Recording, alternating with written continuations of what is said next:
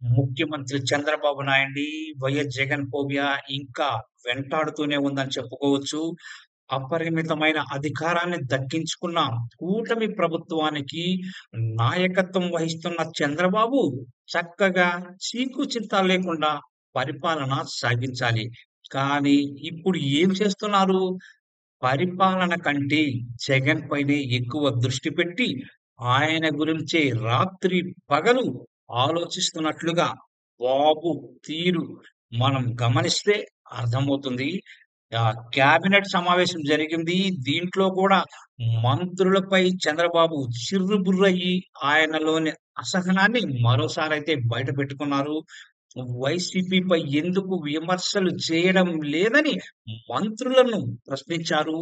మీ సమస్య ఏంటని ఆ మంత్రుల్ని చంద్రబాబు నిలదీసిన సందర్భం కనిపిస్తోంది. ఒకవైపు ప్రభుత్వంపై వైసీపీ వ్యతిరేక ప్రచారం చేస్తుంటే ఎందుకు మీరు తిప్పికొట్టడం లేదని చంద్రబాబు మంత్రుల్ని ప్రశ్నిస్తున్నారు. ఇప్పటికే 50% మంది మంత్రులు తమ శాఖల ద్వారా చేస్తున్న మంచి పనుల్ని ప్రజల్లోకి తీసుకెళ్లలేదని చంద్రబాబు క్యాబినెట్ సమావేశంలో ఆవేదన వ్యక్తం చేసిన సందర్భం కనిపిస్తోంది. మంచిని ప్రజలకు చెప్పలేరా అని ప్రశ్నించడంతో పాటు, మీ పనితీరు బాగా లేదని కూడా ఆయన మంత్రులపై మండిపడ్డారు. నిజానికి చంద్రబాబు తీరుకు ఇది విరుద్ధంగా మనం చెప్పుకోవచ్చు.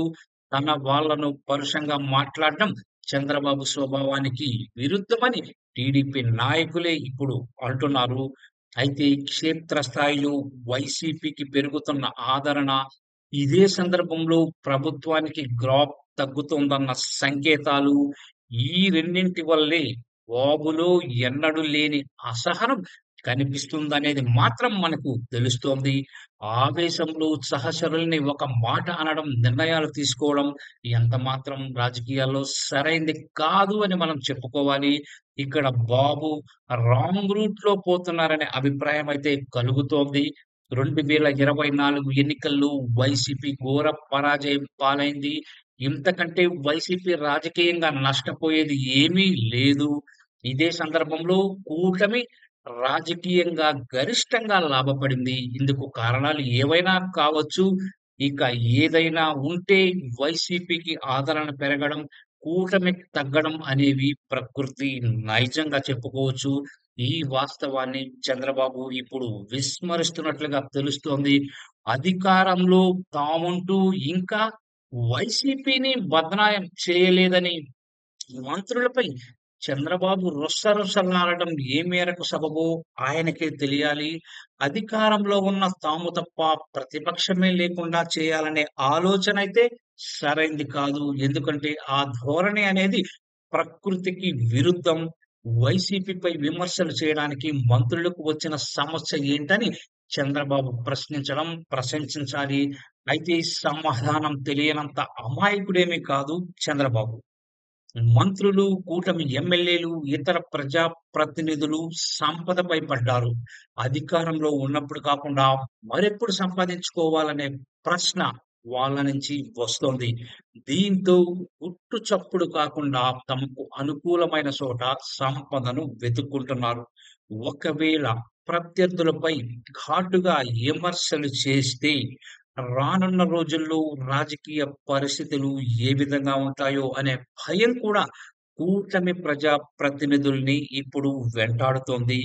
ఇప్పుడు తాము విచ్చలవిడిగా కొల్లగొడుతూ వైసీపీ నాయకుల్ని టార్గెట్ చేస్తే, రేపు అధికార మార్పిడి జరిగితే ఏమవుతుందో అనే భయం వారి నోళ్లను కట్టేస్తోంది.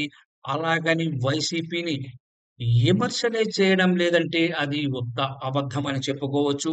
తాను ఆశించినట్టు మంత్రులు, ఎమ్మెల్యేలు వైసీపీపై విమర్శలు చేయలేదని అంటున్నారు. చంద్రబాబు అంతరంగాన్ని పసిగట్టలేని అమాయకులెవరు మంత్రుల్లో కూడా లేరని మనం చెప్పుకోవచ్చు. వైఎస్ జగన్‌తో పాటు వైసీపీ నేతలపై దారుణ విమర్శలు చేస్తే భవిష్యత్తులో తాము వద్దనుకున్న ఆ పార్టీలోకి వెళ్ళనివ్వని పరిస్థితి కల్పించాలనేది చంద్రబాబు ఎత్తుగడ. చంద్రబాబు ఉద్దేశాన్ని గుర్తించిన టీడీపీ నేతల్లో ఎక్కువ మంది ముందు చూపుతో సీఎం కోరుకున్నట్లుగా నోరు పారేసుకోవడానికి సిద్ధపడటం లేదు. ఇదే చంద్రబాబుకి అసలు మింగుడు పడడం లేదు. తాము సీకొట్టినా గత్యంతరం లేక టీడీపీలోనే ఉండాలనే చంద్రబాబు ఆశ.